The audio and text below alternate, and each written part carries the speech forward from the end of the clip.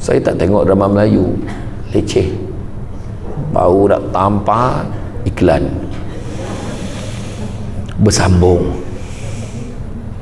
Saya cuma tengok filem Tamil sebab dia mengasah critical thinking, sebab kau takkan boleh hagak ending dia macam mana. Betul, ikut hukum mati dah tu, tagak dia balik dulu. Kau tengok cerita Tamil, memang dia punya plot twist tu, kau tak sangka. Kan? Jadi kerja apa, bukan kerja mewah, bukan kerja kaya. Sebenarnya betul terang cakap, you all takkan kaya. Kecil hati tak? Tahu tak cakap? Bukan. Sebab kaya tu sendiri subjektif. Contoh tiba-tiba Tuan Suhaimi kita, okay, Assalamualaikum, saya dapat maklumat daripada Timbalan Perdana Menteri kita, itu menteri kita, dia minta saya sampaikan sebab seronok sangat tengok Samsul Bak datang hari ni. Ini contoh tu, contoh. Dengan ini dimaklumkan kepada semua yang hadir pada hari ini, kita akan bank in kan dalam akaun masing-masing selewatnya jam 5 petang ini, iaitu sebanyak RM500,000 setiap seorang sebelum jam 5 petang. Saya nak tanya, puan. Ya, puan. Ya, puan yang depan tu. Ya, puan. Dan hari ini saya tajuk kita adalah tentang pengorbanan dan keberkatan dalam bekerja. Dia sebut tentang pengorbanan ini nak dikaitkan dengan tak lama lagi tibanya Hari Raya Aidiladha. Jadi sebenarnya dalam hidup kita ni memang perlukan kepada pengorbanan. Tapi apa maksud korban? Terkorban tadi tajuk yang glamour sekarang ni, berkorban atau terkorban, macam tu tajuk dia. Lepas tu nak buat macam mana tajuk ni? Mana-mana aku ceramah ni. Pilihan tu memang pilihan tajuk lah. Kerana orang tu buat tajuk, dia tak fikir pun perasaan pun ceramah tu. Jadi kita pun tanya, pernah sekali tajuk dia, kalau aku tahu, tajuk macam tu. Kamu dah nak buat tajuk ni kan? Kalau aku tahu, kita ingat kalau dia ada tanya apa tajuk, nak buat apa tadi? Mana mana dia mana tajuk, so kita pada sana juga kan. Macam tu lah. Tapi hari ni tajuk clear lah kan, pasal pengorbanan dan keberkatan dalam bekerja. Dia sebut tentang berkorban, terkorban. Apa maksud korban itu sendiri? Korban itu dikatakan sebagai cara amalan menghampirkan diri kepada Tuhan, kepada Allah Subhanahu Wa Taala dengan membuat penyembelihan binatang ternakan seperti lembu, kambing, kerbau dan lain-lain lagi pada 10 Zulhijjah atau 3 hari selepas hari Tasyrik, dan dihadiahkan kepada kepada fakir miskin dan mereka yang memerlukan, asnaf dan sebagainya. Ada juga masuk korban persembahan seperti haiwan atau manusia kepada dewa dalam pemujaan. Itu pun yang masuk dalam korban juga. Bawa kepada kambing, bawanya kan. Masa cerita Doremi juga tak, masa dia datang menjemput dukun, dia kena bawa persembahan itu korban juga. Pemberian kesanggupan melakukan sesuatu kebajikan demi kasih sayang dan lain-lain, sanggup menderita kerana dikasih itu kepada dia. Contohnya, tak apalah bang, biarlah saya berkorban kan? Biarlah saya bawa diri kan? Kesian kali sikit. Ini jadi macam tu lah kan? Saya tak tengok orang share dalam TikTok kan? Tapi kesian gak Kak Emir kan, bila dia sedar, dia tersentak. Sekarang kadang ada manusia, kita kena faham tau, manusia ada kalanya dia bila buat kesalahan tu, dia kadang tak jumpa jalan keluar dan dia khayal dengan itu, dan akhirnya bila dah kehilangan sesuatu baru dia tersedar. Tapi yelah, tak tahulah, ada orang cakap tak payah bagi peluang dah pada Emir tu kan, ramai yang cakap macam tu. Saya tengok yang komen dalam tu emosi semua. Sudahlah, kawan tu berlakon aja. Yang kau emosi macam tu sangat, kenapa? Sudah, jangan bagi. Dia saya tengok Kak Elma Fatimah, dia tanyalah, ending yang macam mana you all nak? Sudahlah, dalam dia kan yang ada yang scene yang dia dekat depan pemandangan Kuala Lumpur tu lah, yang bawah pokok daripada gelap sampai ke siang. Lama betul dia merayu tu. Mana dia memang nak berubah betul lah. Saya rasa saya agak-agak lah macam tu kan. Ramai yang tulis, sudah jangan bagi peluang, macam tu nak ajar jantan ni. La ilaha illallah, saya kata kan. Cuba kalau orang perempuan, orang perempuan pun pernah buat salah, tahu je main-main. Jangan ingat lelaki. Asal curang ni lelaki. Tak lama lagi saya akan keluarkan satu skrip. Saya akan buat satu drama. Lelaki itu. Macam tu pula kan. Emosi tengok drama macam mana tak. Tapi yelah, begitulah kerasnya takdir kan. Kita kena terima lah. Saya pun tak tengok gak cerita tu. Macam tu lah tuan-tuan kan. Jadi mana kata pengorbanan. Dan begitu juga orang yang menanggung penderitaan akibat sesuatu, itu juga korban juga, nanggung penderitaan. Dan juga manusia yang kematian kerana nahas disebabkan oleh sesuatu kemalangan, malapetaka dan sebagainya. Seramai 18 orang terkorban di dalam kemalangan tersebut, dan berita kan terkorban. So kita fahamlah maksud korban itu.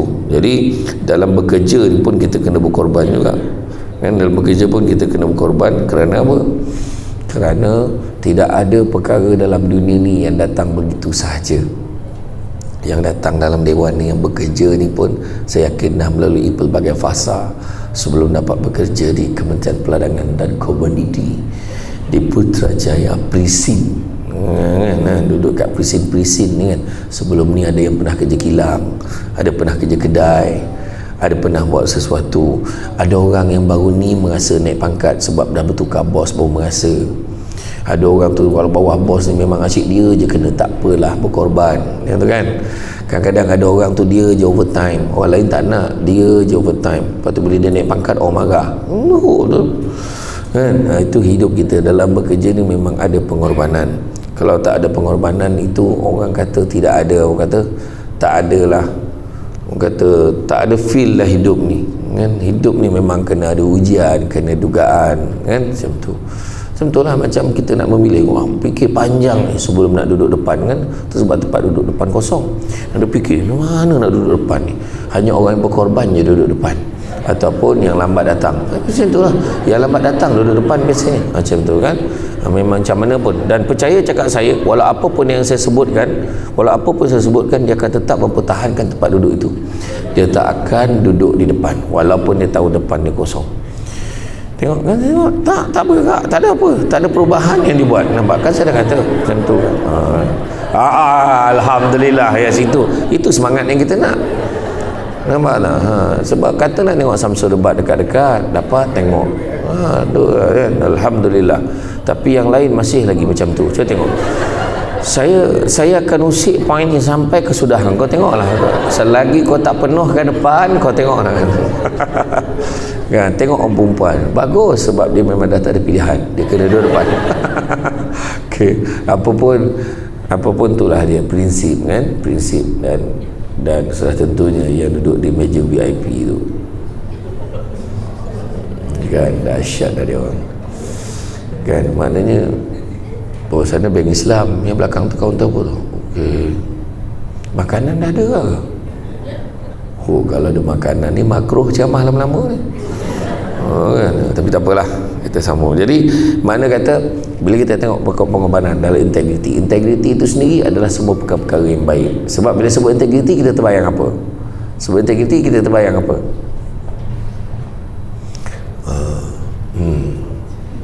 Bila saya kata terbayang apa, makna kau kena jawab, bukan kau bayangkan saja.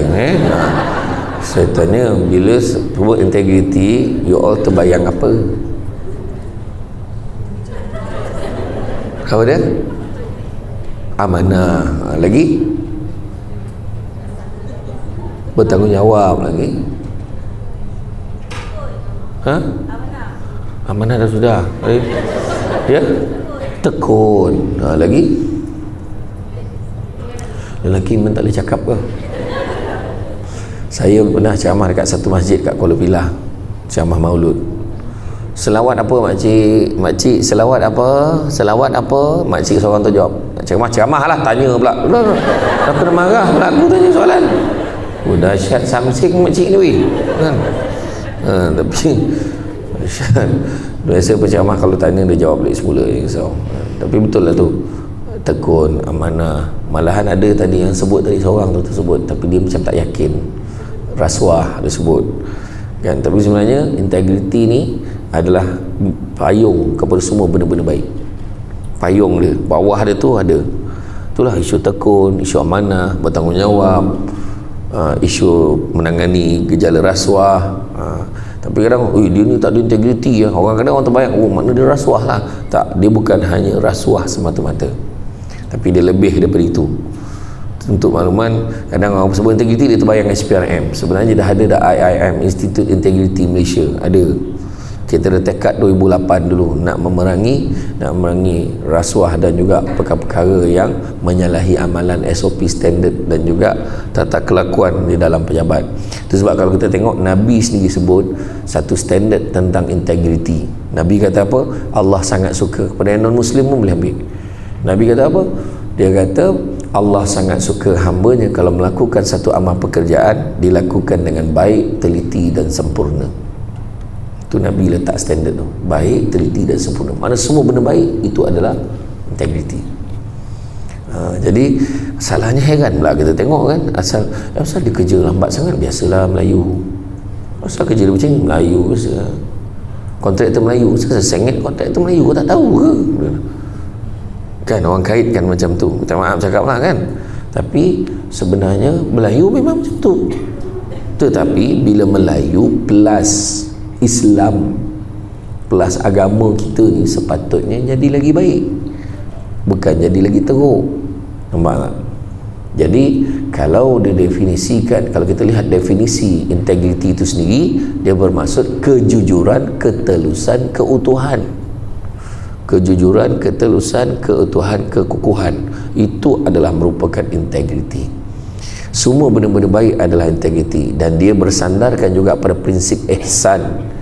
Prinsip ihsan ni, kita buat sesuatu seolah-olah kita nampak Allah, nampak Tuhan ni. Kita buat kerja ni sebab kita nampak Tuhan, dan kalau kita tak nampak pun kita yakin dalam hati kita yang Tuhan nampak kita. Itulah perangai sikap orang yang berintegriti. Faham tak? Faham tak? Faham. Maka dengan demikian selesailah ceramah pada hari ini. Bukan susah sangat kan, bila dah faham tu selesailah. Dia kena selesaikan tajuk tu, tapi tak boleh macam itulah kan. Tapi maksud dia, bila kita lihat prinsip ihsan ni, kita buat satu perkara sebab kita nampak Allah Ta'ala ni. Kalau kita tak nampak pun kita yakin Allah nampak kita, maka perangai kita macam mana? Satu, kita akan jaga perilaku kita, kerja kita, standard kita, kan? Kita akan jaga. Macam orang lelaki dengan orang perempuan, kita tengok orang perempuan dulu, saya tanya, kita naik kereta sampai dekat traffic light, sampai kat traffic light tu tengah merah, dia tengah countdown 120 saat, 119, 118, 117, dan tak ada satu umat masa tu. Masa tu jam 12.45 pagi, tengah malam ni, 12 tengah malam, 12.45 tengah malam ni, tak ada satu umat pun, dan tak ada CCTV kamera. Ada seekor anjing kat tepi jalan tu, dia perhati, dia tengok kau nak terus ke kau nak jalan ke kau nak tunggu. Saya nak tanya orang perempuan, jujur cakap, you all tunggu atau you all jalan?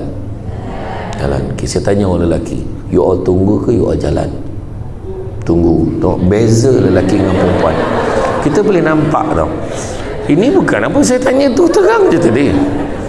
Nampak tak? Itulah, you all selalu emosi, marah, cakap lelaki ni tak jujur, cakap lelaki ni tak baik, emeh jahat, jangan beri peluang pada emeh, kesian kali. Tapi nampak tak sekarang, siapa yang emosi buat keputusan? Itu baru testing tu. Hal hakikat yang sebenar, perempuan tunggu, lelaki terus. Kalau hakikat sebenar, tak ada mana kau tunggu. Melainkan kalau pakai baju batik yang tu, memang ialah dia memang tertib kan hari ni. Tapi memang itulah ukuran dia nak tengok integriti kita ke tidak. Isteri saya waktu pergi, masa tu saya pergi Melbourne lah, saya ceramah di Melbourne. Kau nampak kampung ni kan, ceramah Melbourne, bukan Melaka ya, Melbourne, Australia, macam tu kan. Waktu saya ceramah dekat sana, saya pergi sehari awal sebab saya ada program. Isteri saya dengan mak saya datang sehari lepas tu. Dan bila dia sampai dekat sana, dia dah sampai kat hotel. Jadi dia nampak ada macam fresh market kat depan tu. Nak pergi, mak, jom kita pergi tengok. Dia pergi dengan mak saya. Sampai dekat depan tu, dia ada satu jalan nak melintas. Dia nak melintas, dia tunggu sebab nampak ada satu kereta datang. Mak saya dengan isteri saya tunggulah, tengok kereta tu berhenti. Kereta tu berhenti, lepas tu beratur, semua kereta berhenti ikut dia, beratur panjang. Lepas tu kenapa kereta ni tak jalan, kata. Mak saya mesyuarat dengan bini saya tepi jalan tu.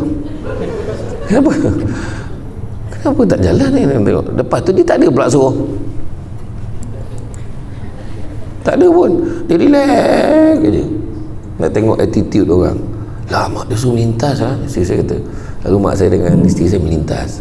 Bila melintas je baru dia orang jalan, tak ada horn, tak ada apa, tak ada. Lepas tu pernah Haji Surani, saya ingat lagi, dia bawa kereta, dia pun sama macam kita, right hand drive, bawa. Ustaz tengok saya overtake, dia potong kereta depan tu tiba-tiba tau. Tengok Ustaz tengok saya buat. Dia masuk kereta belakang tu, dia brake sikit, slow, lepas tu dia bagi signal. Tak ada lah, tak ada. Cuba kalau kita kan, kata kau faham, agak macam tu lah kan, dengan pakai baju merah macam tu lah. Saya tak cakap siapa tahu, saya tak cakap siapa, ni contoh. Betul tu kalau Malaysia, tapi dia tak horn pun tidak. Nampak tak? Itu saya kata, benda ni satu benda sikap yang kita kena tanam dalam diri kita. Saya bagi satu contoh lagi. Saya pergi ceramah di utara, masa tu driver saya cuti kot, saya bawa kawan saya. Kita orang naik arah utara, kita berhenti dekat RNR Tapah, ada satu restoran makanan ayam segera, sedap ayam tu, ayam segera, warna merah, logo dia warna merah putih. Dia ada seorang orang tua rambut putih pakai kacamata. Kau jangan sebut dia tak taja ceramah kita pagi ni. Dia duduk kat depan macam tu lah, dia punya, saya bagi gambaran lah restoran ayam goreng tu. Lepas tu saya dengan kawan saya masuk. Bila masuk kita dah ambil ayam tu, kita nak duduk mana?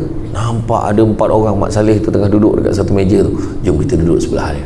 Nanti bila dengar dia apa benda lah, dia bercakap, dia kutuk Malaysia ke apa, nak dengar ke? Duduk je kat meja sebelah meja dia orang, 4 orang putih ni. Memang tak faham apa dia cakap. Sebab dia bukan cakap orang putih, dia cakap bahasa macam tak tahulah Finland ke, dia cakap bahasa Germany ke Dutch kan, tak tahulah. Tapi bawa-bawa, cuma bila dah habis makan,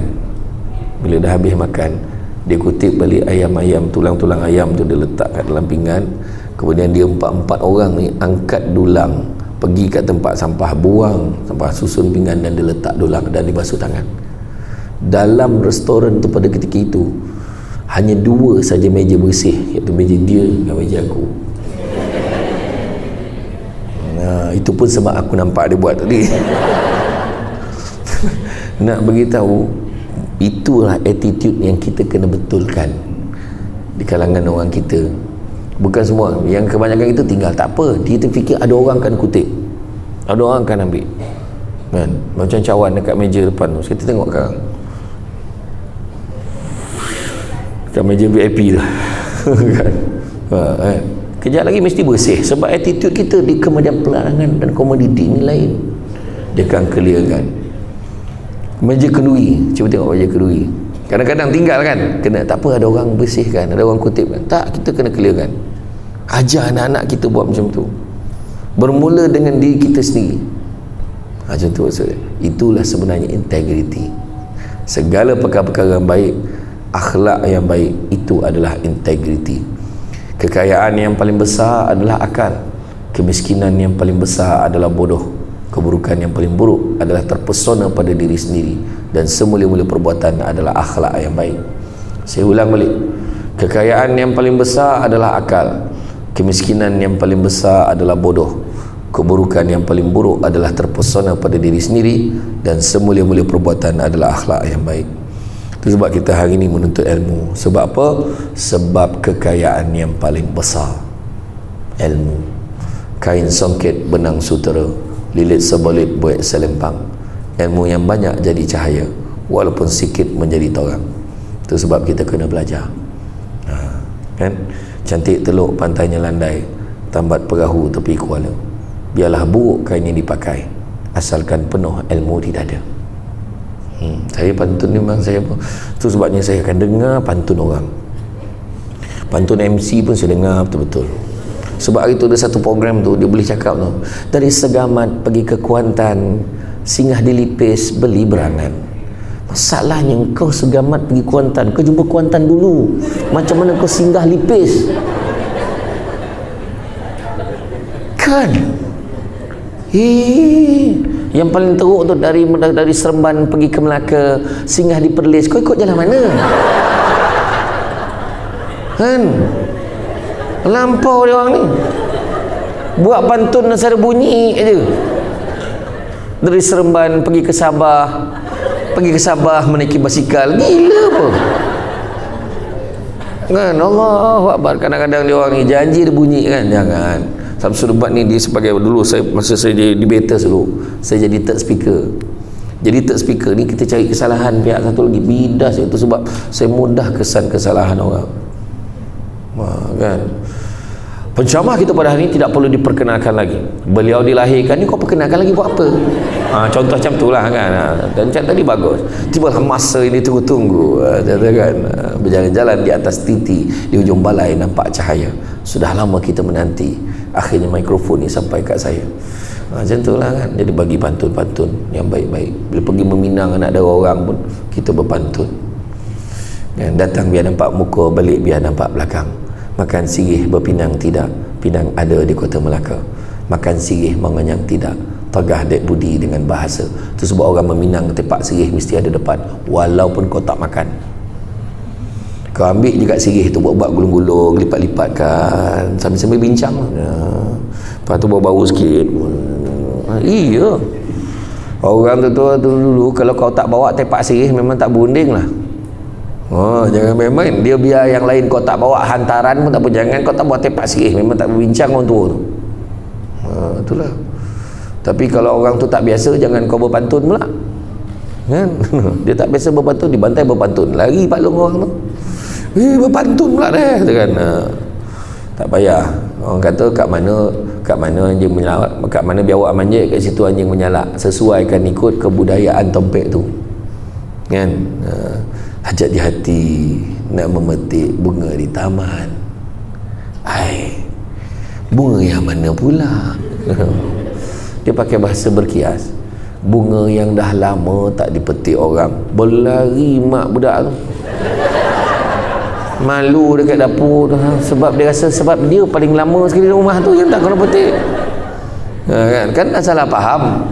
Tu cerita tu. Jadi mana kata, kalau kita tengok pula maksud keberkatan. Apa maksud keberkatan? Keberkatan ini adalah segala perkara-perkara yang baik. Ada orang cakap berkat ni barakah dengan bahasa Arab. Ada orang cakap, Pondok Ustaz Kazim, betul dah tu. Ada orang cakap berkat ni lauk kenduri kat Johor, biasa orang bawa balik kan, tu pun berkat, betul dah. Tapi keberkatan ni segala perkara-perkara baik, walaupun sedikit tapi berkembang. Itu adalah berkat. Nah, hari ni mama tak boleh bagi duit belanja banyak. Contoh mama saja, Putrajaya,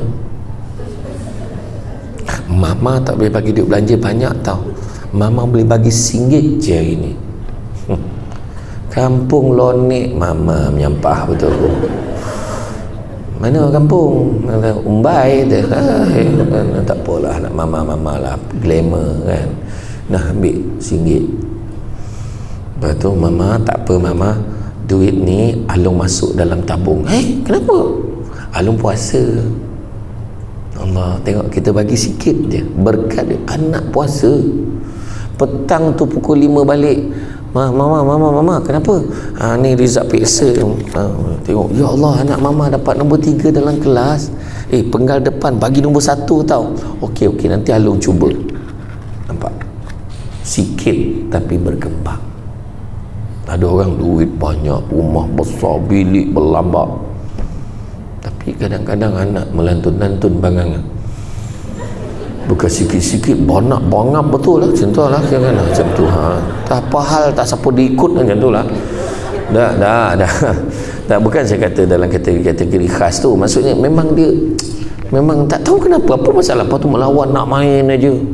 Kena cek balik keberkatan. Tapi kadang-kadang anak tak semestinya pandai, tapi dia baik. Kadang-kadang tak semua, dah semua orang dapat nombor 1 macam mana? Minta maaf ya mak ayah, saya berat buat keputusan ni. Alhamdulillah semua dalam kelas ni 35 orang ni semua nombor 1. Apa gila ni tu kan? Memanglah tak dapat lah macam tu kan.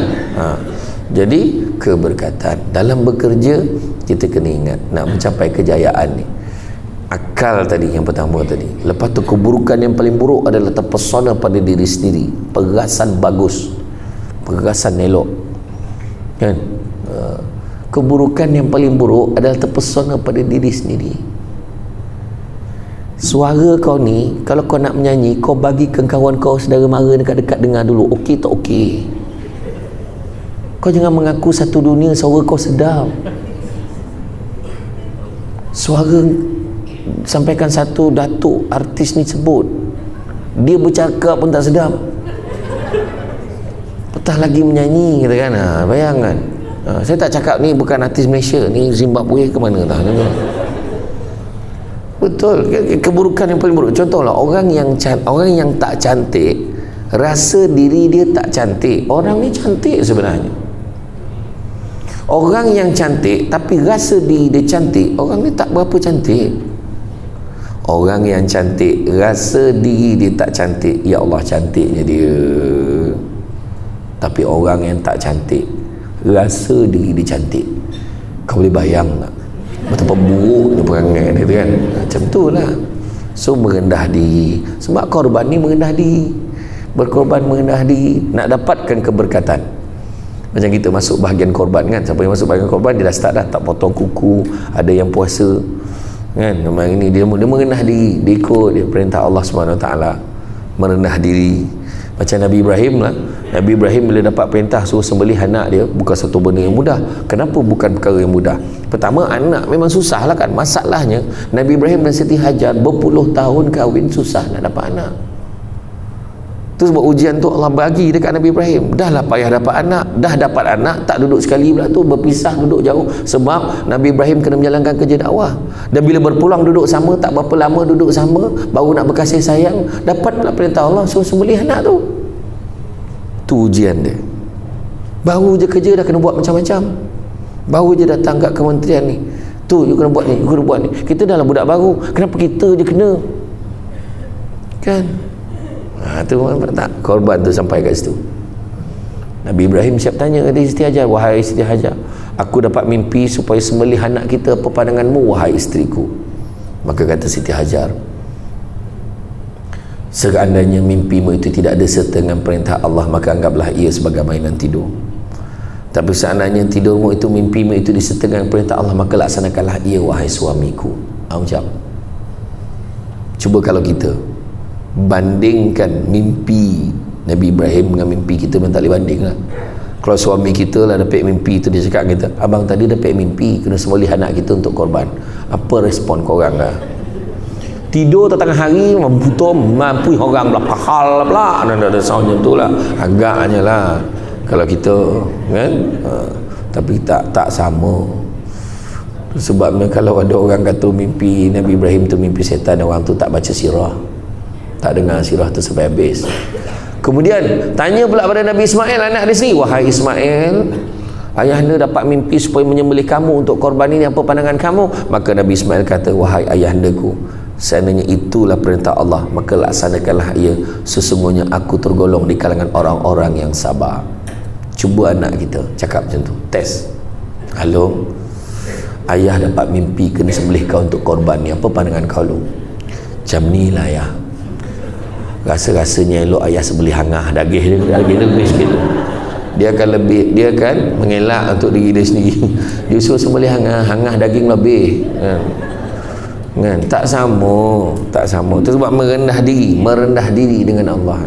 Kerja kita tak kisah pun, kita tak ada petikai, tak ada merungut. Bila bekerja tak merungut. Asyik dia je dapat APC, kita ni apa weh? Kerja teruk apa benda, pas dia. Kita ni apa? Sebab kau cakap macam tu lah kau tak dapat. Kau tengoklah, kalau khusus pergi Cameron, pergi Genting, tak ada. Khusus pergi Sabah, tak ada. Khusus kat KL, hantar kita. Dia kata, marah. Hantar dekat-dekat, marah. Petikai, cara gelak pun aku tahu. Kan? Sebenarnya tak ada apa pun, sabar je. Kadang-kadang Tuhan bagi kita macam-macam, kita yang tak nak tengok. Tuhan tak bagi kita APC, Tuhan bagi suami yang romantis. Assalamualaikum. Sayang, abang balik ni sayang. Isteri bertanya, abang masaklah. Saya tahu kan hidup abang macam mana kalau tak nampak muka isteri abang sehari kan. Kau tak nak geli-geli sangat lah, kau happy ke tak kau cakap? Saya memang kena lakonkan supaya kau boleh bayangkan keadaan dia macam mana. Macam tu lah sebenarnya. Saya panggil isteri saya kan, saya tak panggil sayang, saya tak panggil yang tak. Saya panggil apa tau? Isteri syurga abang.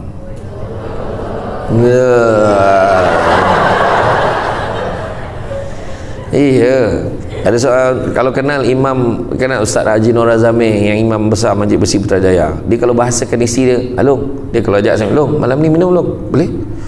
Long, kalau saya datang, saya bawa permaisuri hati saya, boleh tak? Dia ayat dia macam tu. Saya bawa permaisuri saya sekali ya. Kata, bawa permaisuri dia sekali. Macam tu letakkan level isteri kita. Saya dah kahwin tau. Tak, saya nampak dia, saya ingat kepala macam berharap tadi saya kena cakap. Macam ni ya, pahal pula kan, terbayang pula dia kan macam tu ya, perasan aku dengar tu kau cakap tu. Tapi betul, iya, kemesraan tu Tuhan bagi tu. Kadang Tuhan tak bagi kita naik pangkat, Tuhan bagi kita anak ramai, rajin dia beranak. Assalamualaikum, salam, beranak. Asal bagi salam menyahut, beranak lah. Assalamualaikum, salam, beranak. 8 anak dah. Itu sambil-sambil beli kojo tu, belum betul-betul gitu. Bergurau-gurau aja. Kan? Syukur. Orang tu anak dia tak ramai. Orang je anak dia. Tapi hidup dia simple, happy. Boleh jalan sana sini, relax. Naik kereta tak payah besar. 4 orang je. Anak dah ramai, kau nak naik kereta apa? Okey, hari ni kita undi siapa yang keluar ya.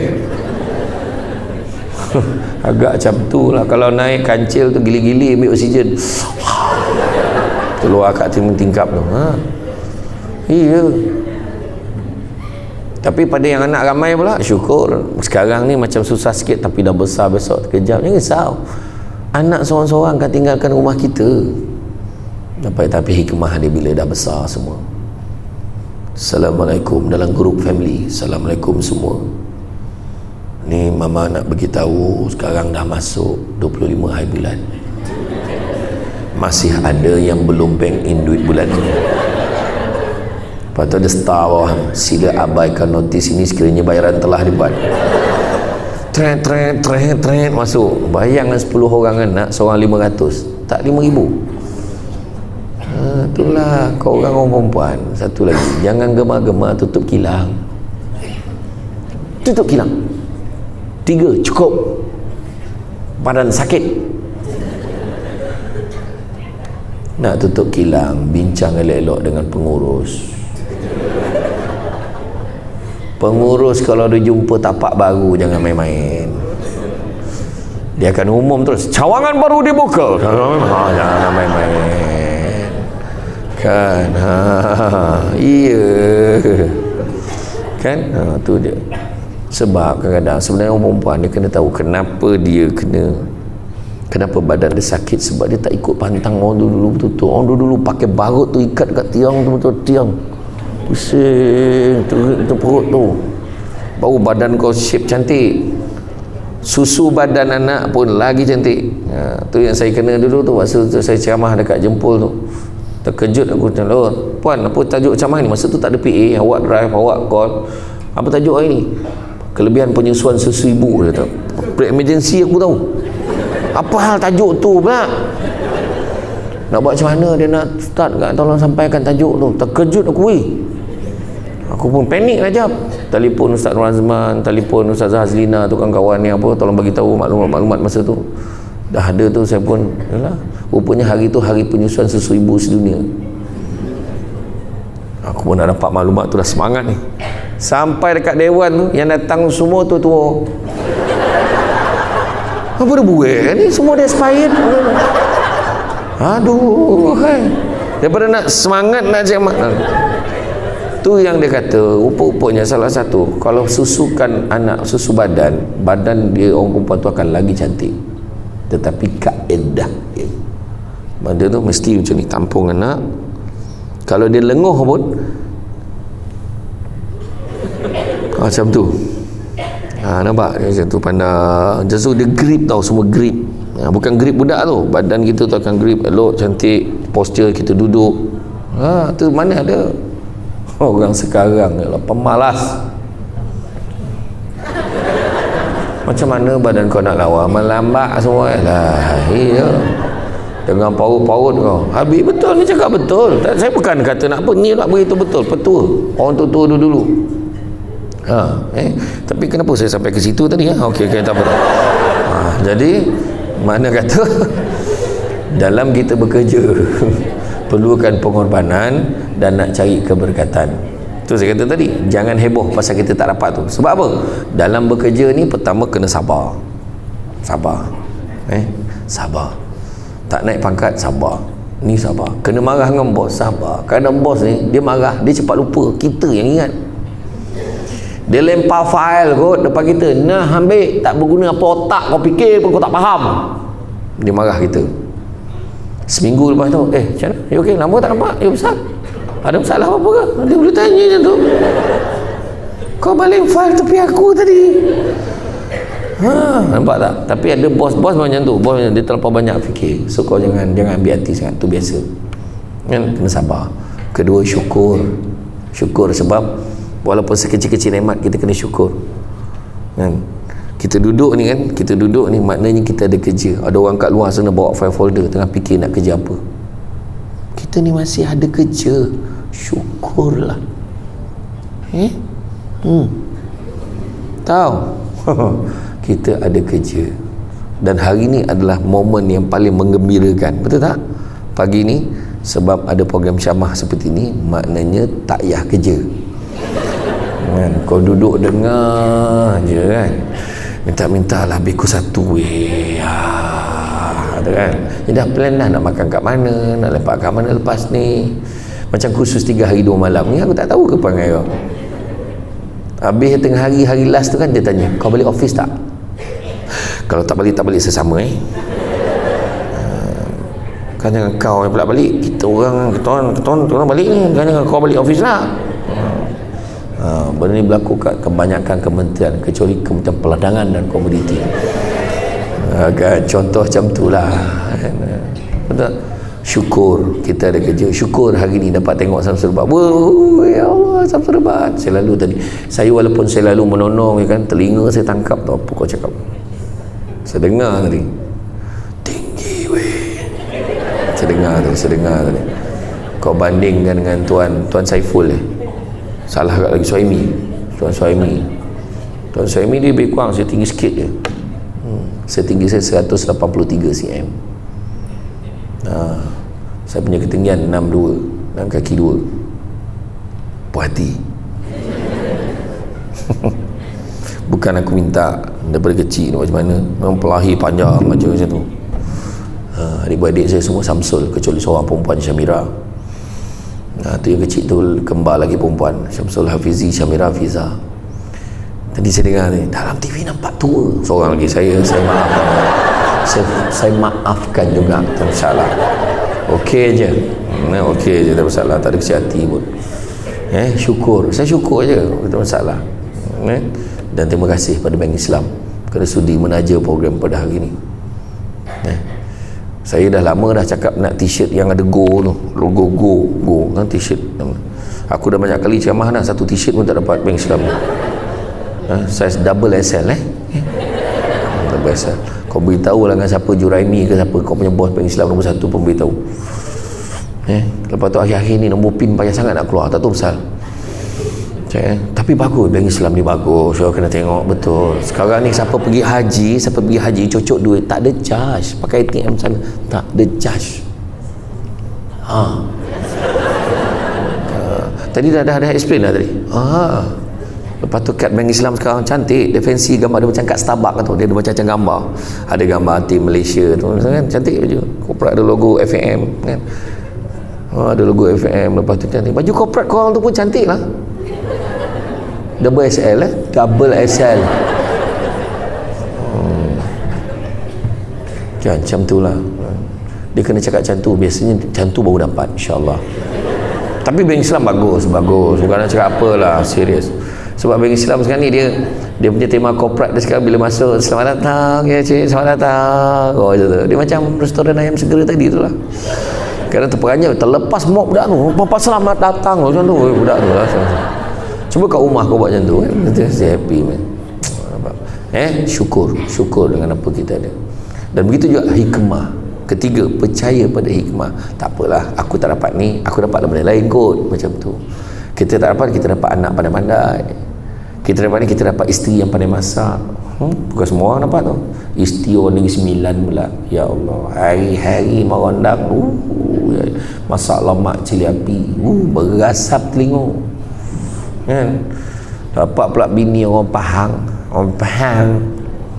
ngelipih koi macam tu lah. Macam tu ada orang Pahang sini RM25 sekala, dia tahu macam tu. Aku belikan patin macam tu dia ikan patin RM25 sekala Ustaz, harga lama lagi, dia tahu macam tu. Ikan patin buah RM200 sekala, patin moncong RM600 sekala. Kalau kami makan pahit, kami jual manis. Dia kata, dia cakap macam tu. Betul lah, kalau dah RM600 sekilo, baik dia jual. Dia makan pahit kata. Sebab mahal. Hikmah, percaya pada hikmah. Mungkin anak kita cerdik-cerdik, ataupun anak taklah ramai, 2 orang je, tapi anak tu boleh balik, Mama tak sihat. Mama dah makan ubat belum? Allah, anak macam tu. Sejuk apa? Tengok sejuk perut, sejuk hati.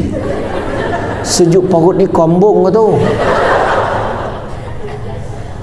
Dia fikir dia je ada perut ke tu, lelaki ke tu? Bila kau cakap, ya Allah, sejuk hati, mak sini kau letak. Pernah kan? Ya Allah, ada tak ada kan? Tak ada, jangan bohong, tak ada. Percaya pada hikmah. Keempat, redha dengan segala ujian yang mendatang. Cantik dipandang bulan mengambang. Bulan mengambang taurang di awan.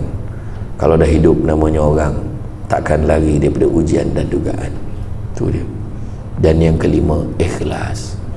Kita kerja teruk-teruk ni, selalu ayat, aku dikerja lah macam mana pun, dah 20 tahun lah, macam tu juga aku. Sini juga tempat aku ni, meja ni lah, meja ni. Siap cakap, sabar. Sebenarnya bila kita ikhlas kerja, Tuhan bagi kita macam-macam. Ada orang nak kereta besar, nak rumah besar, nak duit banyak, nak pangkat tinggi, nak melancong satu dunia. 5 ni Tuhan bagi kat kita. Tapi Tuhan ambil benda lain. 5 ni tak ada makna, kurang makna. Allah ambil nyawa mak kita. Contoh, saya nak tanyalah orang yang dah tak ada mak ni, betul tak raya dah tak sama? Betul tak? Buatlah macam mana pun, buatlah, nak suasanakan baju kau sama line kan? Tanpa apa, siap ada lap dekat lengan, tak sama bila mak dah tak ada. Dulu pangkat tinggi, kita boleh share dengan mak kita. Kita tak share pun, kita just beritahu je, celebrate dengan family sendiri. Nah, itulah cerita dia kan. Tu sebab saya kata tadi, rupanya kita terlupa. Watch out, kita kena hati-hati dengan apa yang kita nak. Itu sebab Tuhan bagi kita macam-macam. Ada 5 perkara kita nak, Tuhan dah bagi 4, kita missing 1 yang kita tak dapat. Tu So dalam bekerja, pertama kena jujur, jangan menipu. Jangan menipu, jujur. Jangan tipu klaim. Klaim tidak menambah pendapatan, dia hanya cover sebahagian daripada pendapatan kita kan. Pergi hotel, nak buat macam mana kelayakan kita? Kalau grade kita grade 19, 19, kalau grade kita grade 41, kelayakan kita berapa ratus je untuk hotel, lodging, rumah sewa. So yang ada hotel yang macam tu, yang sesuai dengan kita, hotel kan. Tak nak, tak boleh hotel tu sebab I rasa terkurung lah. Kita ambil lah hotel mahal sikit. Tapi kalau ambil hotel mahal sikit, kita tak boleh claim penuh setakat kelayakan kita je lah, betul tak? Claim mileage, kita kena query dengan bahagian keuangan query kenapa claim kamu berbeza dengan yang lain, sedangkan yang lain pun pergi khusus tempat yang sama. Kau marah macam duit mak ayah dia, sebab bukan duit mak ayah dia lah dia tanya soalan tu. Jawab dengan jujur, sebenarnya puan, saya tak tahu jalan. Dekat roundabout tadi saya pusing 3 kali mikir simpang mana yang harus ku tuju. Itulah sebabnya saya punya mileage lebih daripada orang. Macam tu, jujur. Kedua, amanah. Pergi pejabat, bawa anak hujung minggu, duduk dan diam, jangan kacau mama. Ambil kertas orang selai, kertas tu pejabat punya. Ambil pen seorang sebatang, pen tu pun pejabat punya. Siap ada ink yang kita gunakan tu sebenarnya tak halal untuk guna untuk tujuan peribadi. Kalau yang itu pun tak boleh jaga amanah, apatah lagi yang lebih besar. Begitu juga ketiga, jaga hubungan satu dengan yang lain. Buang perasaan-perasaan negatif dalam hati. Jangan tamak, kongsi tak apa. Faham? Saya ulang, jangan tamak, kongsi tak apa. Faham tak? Dia ada beza faham dengan setuju. Faham tak? Faham tak? Faham. Setuju tak? Tu masalah ni. Kita dah cakap sangka baik.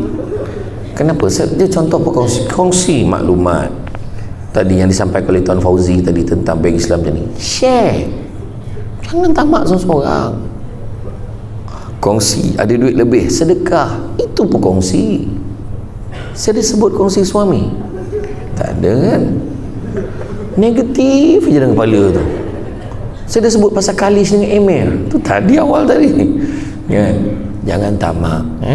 Kedua, jangan sombong. Tak ke mana pun kita. Tengok pelakon tu dulu watak hero, sekarang watak orang gaji, tukang kebun.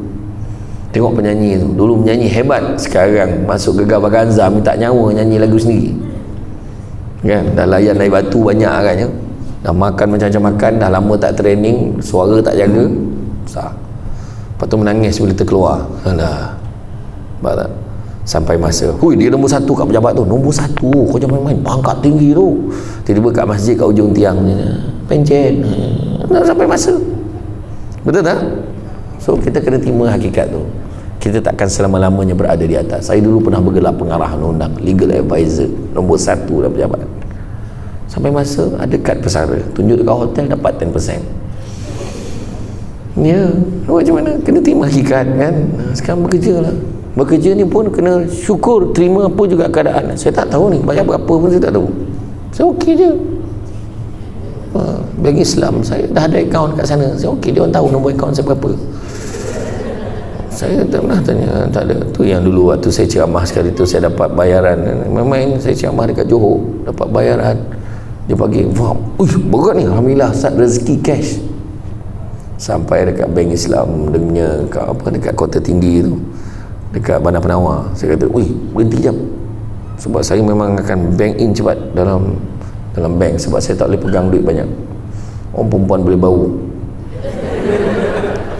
dia macam bau belerang lah tu. Dia salam cium tangan, dapat duit, dia kata dia tahu kan. Tu kena cepat masuk dekat dalam bank. Lepas tu bila masuk terpap maksimum, ini dah 6,000 ni dekat dalam ni, bertambah lagi, tak masuk lagi.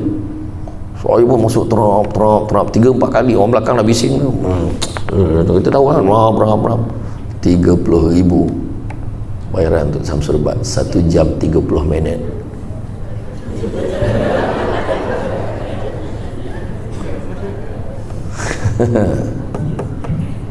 Satu jam 30 minit, 30,000 amcam. Kau tengok, geng-geng Bank Islam dah mula fikir dah. Tak ada lah. Lepas tu saya pun masuk dalam kereta, saya cakap dengan driver saya, dia bayar aku 30,000, bonus driver. Dia terasa dia nak dapat bonus. Lepas tu telefon bunyi, hello, assalamualaikum tuan, minta maaf tuan, salah sampul tu. Salah sampul weh. 5 minit ni aku pegang duit tu kan. Tapi saya kena terima, tu bukan rezeki saya. Saya cakap, tapi saya berbangga dalam tempoh 5 minit itu saya menjadi penceramah termahal di Malaysia.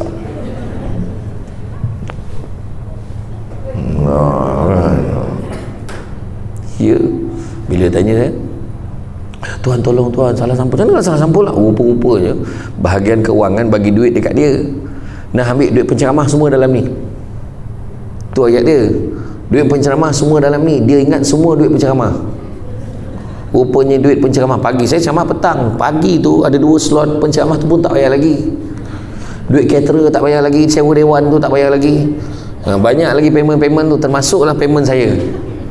Dia kata, apa nanti Tuan tolong tolakkan bayaran Tuan, balance tu bagi kat saya. Jangan macam tu, dari segi audit tak cantik. Aku akan pulangkan semua kat kau, nanti kau masukkan balik kat aku berapa aku patut dapat. Itulah kan sobat. Saya boleh je nak kata, adakah kau bagi duit kat aku tadi? Sebab dah sign. Jangan Tuan, mati saya kena secharge Tuan. Macam tu lah bergurau kan. Tapi tak, tu bukan rezeki kita. Tu je kan? Jangan kita tamak, jangan kita sombong, belagak, tak payah. Rumah besar, sampai masa ada rumah lagi besar daripada rumah tu. Cantik, dulu kita terbayang rumah tu cantik gila. Dekat Shah Alam ada satu rumah dekat section, saya tak nak sebut section mana, besar-besar rumah kat situ. Tiba-tiba hari ni lagi besar pada tu, siap 3 tingkat, bawah tanah ada lagi.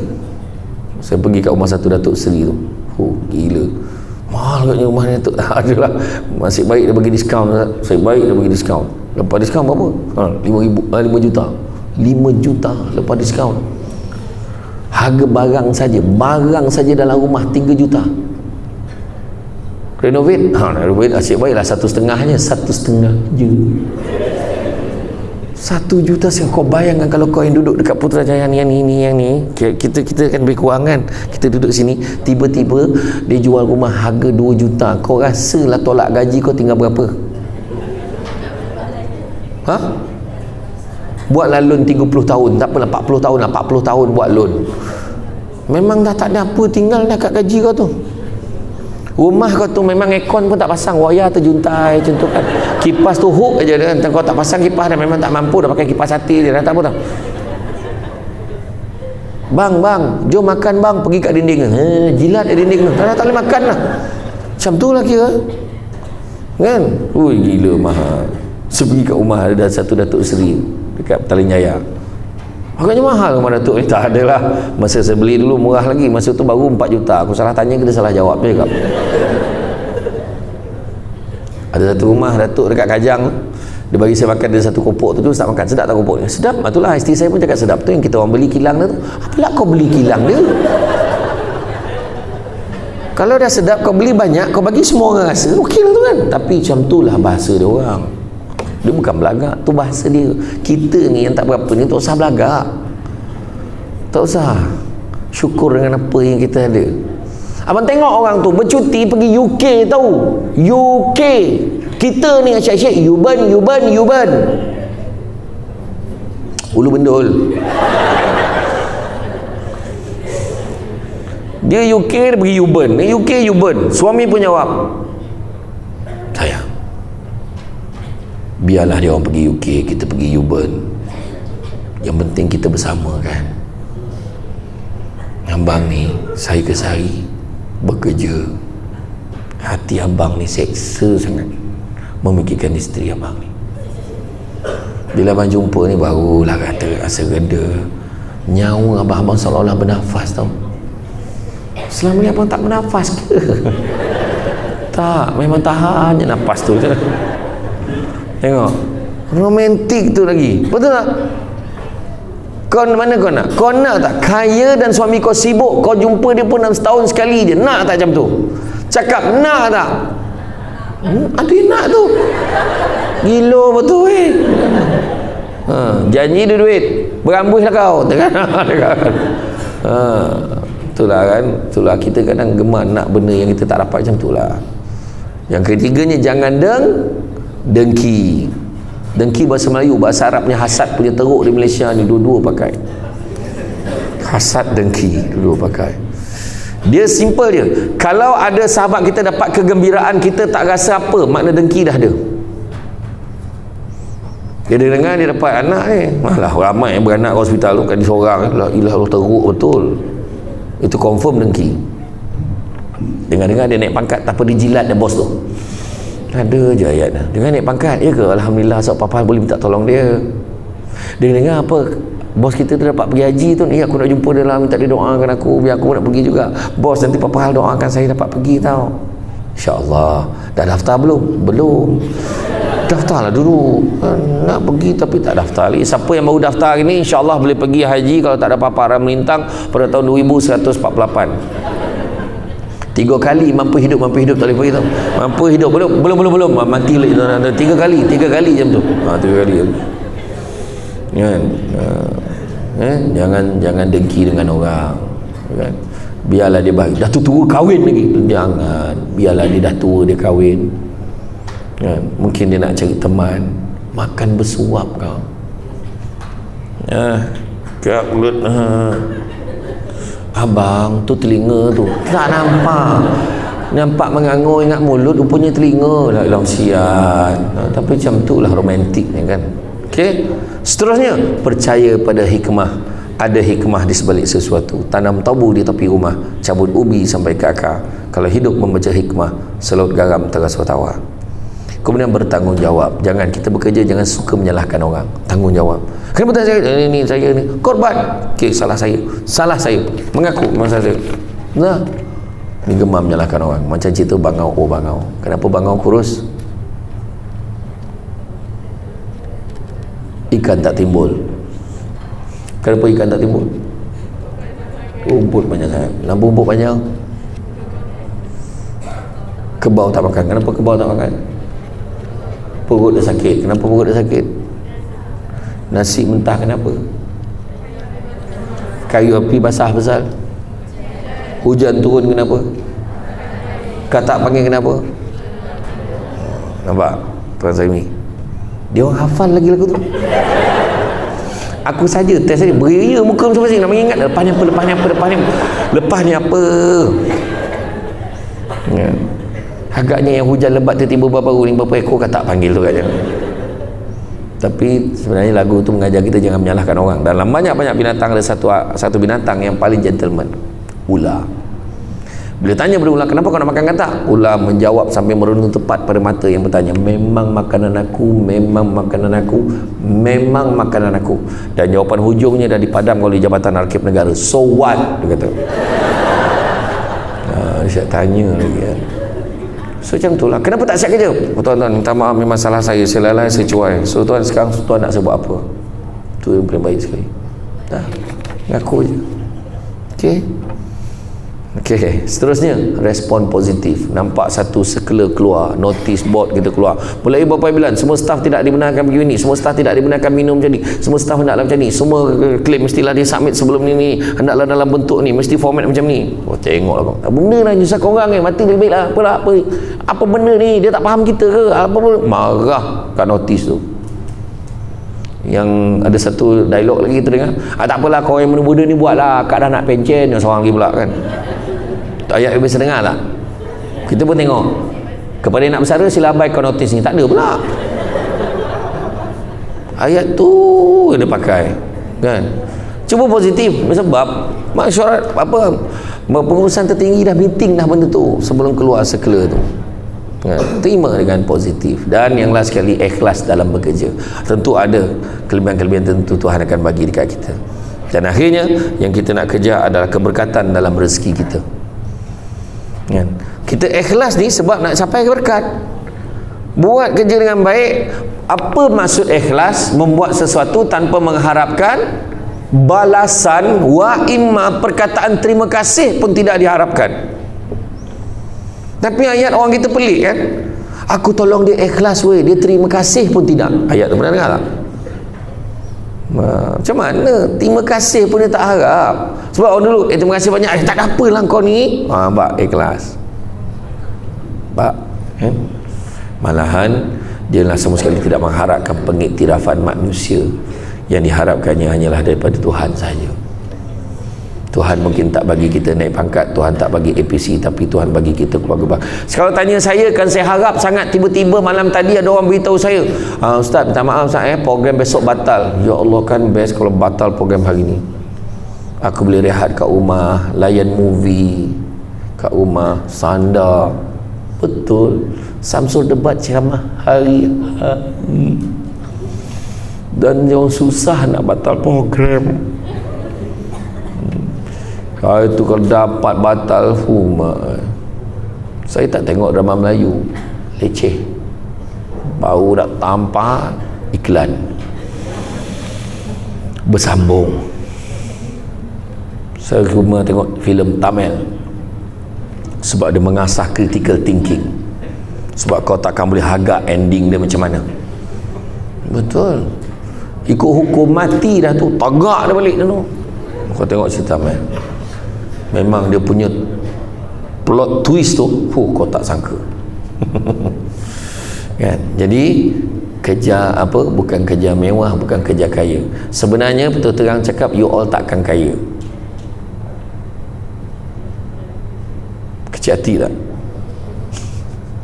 Tahu tak cakap? Kata bukan, sebab kaya tu sendiri subjektif. Contoh tiba-tiba Tuan Suhaimi kita, okay, Assalamualaikum, saya dapat makluman daripada Timbalan Perdana Menteri kita, itu menteri kita, dia minta saya sampaikan sebab seronok sangat tengok Samsul Debat datang hari ni. Ini contoh tau, contoh. Dengan ini dimaklumkan kepada semua yang hadir pada hari ini, kita akan bank in kan dalam akaun masing-masing selewatnya jam 5 petang ini, iaitu sebanyak RM500,000 setiap seorang sebelum jam 5 petang. Saya nak tanya, puan, ya puan, puan yang depan tu, ya puan, dah rasa kaya belum RM500,000? Dah rasa kaya. Saya nak tanya, bang, ya, yang depan ni, okey bang, abang rasa dah kaya ke belum? Dah. Okey, saya nak tanya, puan yang hujung tu, RM500,000 dalam akaun, dah rasa kaya ke belum? Dah. Baguslah sini, kan? Kebanyakan tempat saya tanya hari tu kan, yang program hari tu, tak, belum. Dia tu, belum.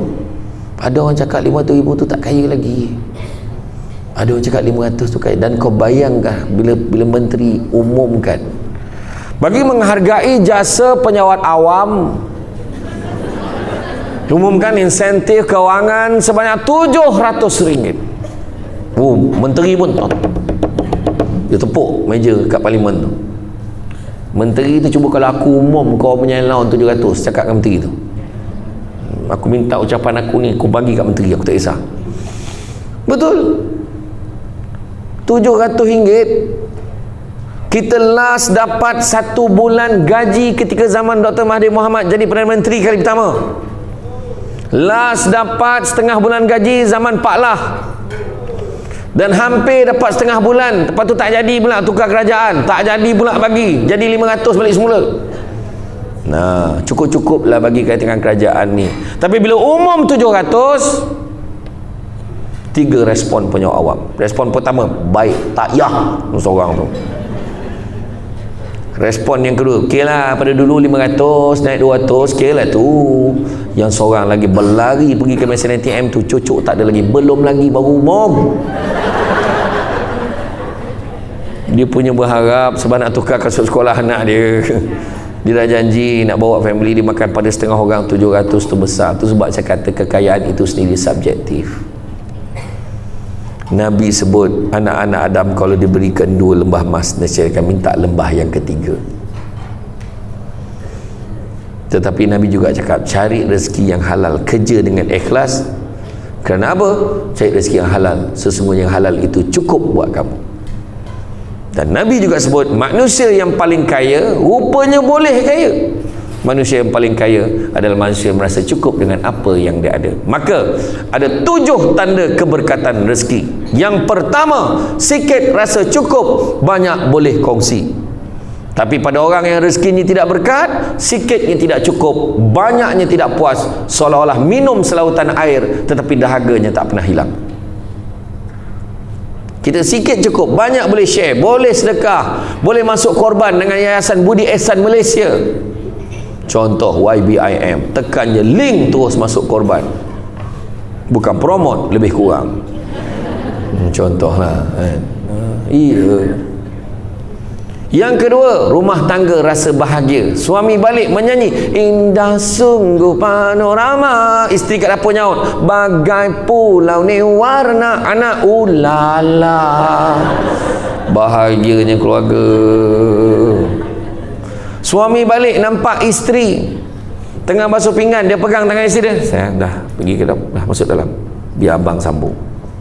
Suami sambung ni, basuh pinggan dengan logo baju bank Islam tak buka lagi. Ya Allahu Akbar. Happy tak perempuan dapat suami macam tu? Happy, walaupun tu last kali dalam 365 hari tu dia rasa happy sangat. Sayang, ni ambil ni. Apa tu bang? Voucher spa Muslimah, pergi hari Sabtu ni pergi. Habis anak kita, anak abang jaga, pergi je, nanti cuci rambut, massage, pedicure, medicure, buat semua. Abang, susahkan abang aja. Tak susah mana pun, abang booking je, kau bayarlah sendiri. Macam jantan. Abang ni, tak adalah abang dah bayar dah. Apa tadi? Bergurau nampak. Suami kata, sayang, bancuh air kita minum sama Abang dah bawa balik kuih ni, kuih istimewa. Kuih istimewa? Kuih apa tu? Kuih lambang kasih sayang kita. Abang, kuih apa bang bawa ni? Kuih kapel. Kuih kapel? Mana ada kuih kapel? Dia tengok dalam tu kuih cakui. Cakui kan kapel kan kuih kan? Kuih kapel tu kan cakui kan. Kau pun baru tahu kan tu kuih kapel? Itulah. Apa tak? Makan bersuap. Iya, happy tak happy? Happy. Kan? Bahagia sangat. Yang ketiga, bila anak-anak berjaya dalam bidang masing-masing. Anak dapat nombor 1 dalam subjek pun kita rasa happy. Anak dapat nombor 3 dalam kelas, happy. Anak dapat pakaian terbersih tadika, happy. La ilaha illallah. Boleh menitis air mata tengok anak-anak konvo. Bang, anak kita konvo dah bang. Ya Allah bang. Suami kata, kau kawal perasaan kau, ini konvo tadika ni. Kan tadika pun dah pandai konvo, sekarang ni menyampah betul. Belum konvo college lagi tu. Kan happy rasa. Kadang-kadang bukan nak berjaya dalam pelajaran pun, kita tak sihat, kita terlantar sakit, dia yang bela kita. Kita stroke, cakap pun dah tak jelas, tapi dia faham. Ya mak, nanti saya cari jambu batu tu. Dia faham. Ya, siap asam sekali. Dia boleh faham tau. Jambu batu muar dia nak siap dengan asam. Ya, tak lambat pun. Dia faham. Dia tak ada balik lambat pun. Nampak tak? Yang keempat, suasana tempat kerja, suasana kejiranan, kita senang dengan orang senang dengan kita.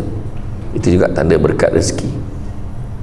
Kelima, apabila kita mudah melaksanakan perintah Tuhan, mudah nak solat, mudah nak puasa, mudah nak buat benda-benda baik, mudah nak tolong orang, mudah nak sedekah, itu pun tanda keberkatan rezeki. Keenam, apabila rumah kita seringkali diziarahi tetamu, itu juga tanda keberkatan rezeki. Itu tak termasuk yang tin Shopee, tu tak kira, tu kau yang order, faham? Bang, dia datang lagi bang, berkat bang. Tak, itu kau yang order, faham ni yang datang rumah, kau jamu dia makan, tu kira. Dan yang ketujuh, apabila doa kita mudah dimakbulkan oleh Tuhan, itu juga tanda keberkatan rezeki. Semaklah sendiri tuan-tuan dan puan.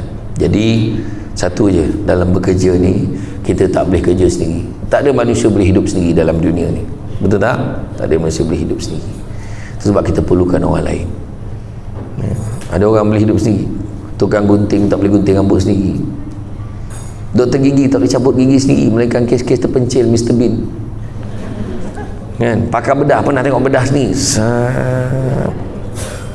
ubat-ubat gini, tak ada. Jangan bohong. Jangankan hidup, kita tak boleh hidup sendiri, mati pun tak mandi sendiri. Ada orang mati sendiri, bak sendiri gayung tu, lari orang kampung macam mana. Kau kapan-kapan kan je aku tahulah, aku guling-guling sendiri masuk dalam kubur. Jangan nak buat cerita lah. Kan? Itu semua kita perlukan orang lain. Jadi tuan-tuan dan puan-puan sekalian, kalau nak jalan laju, jalanlah seorang. Tapi kalau nak berjalan jauh, berjalanlah bersama-sama. Macam deep tak? Balik kan, pegang tangan suami. Abang, kalau abang nak jalan laju, jalan seorang. Tapi kalau abang nak jalan sama, kalau abang nak jalan jauh, kita jalan sesama. Balik nanti buat. Jangan nak jadi macam macam itulah kan, macam itulah contoh. Jadi mudah-mudahan saya faham cara pandang tu, saya faham tenung, pandang tepat, saya faham. Ada yang tidur tak ada. Dia sebenarnya saya bukan senang nak bagi you all maintain sampai last. Dia sebenarnya kalau nampak ada orang yang macam muka dah layu-layu tu, dia ada satu doa hilang ngantuk yang kita boleh amal. Ada tak ustaz sebelum ni share doa dia? Senang je, bismillahirrahmanirrahim, wabil lahil taufik wal hidayah wassalamualaikum warahmatullahi wabarakatuh. Baca doa tu insya-Allah hilang ngantuk. Tapi saya belum baca tu baru test dia tu. Dia kalau dah tidur tu tegak tu, wabillah taufik, tegak, dah habis, bangun dah habis. Macam tu lah hebatnya doa tu. Tapi saya belum baca lagi. Macam tu lah tuan-tuan. Gurau ada menyalin tak sangka. Minta maaf, saya ni kuat gurau macam mana kan. Kalau tak gurau gatal badan. Jadi tuan-tuan, itu saja daripada saya. Ucap terima kasih banyak kepada pihak penganjur, unit integriti, begitu juga Bank Islam selaku penaja utama yang tak henti-henti nak menaja program pada hari ini. Jangan lupa t-shirt dengan baju korporat.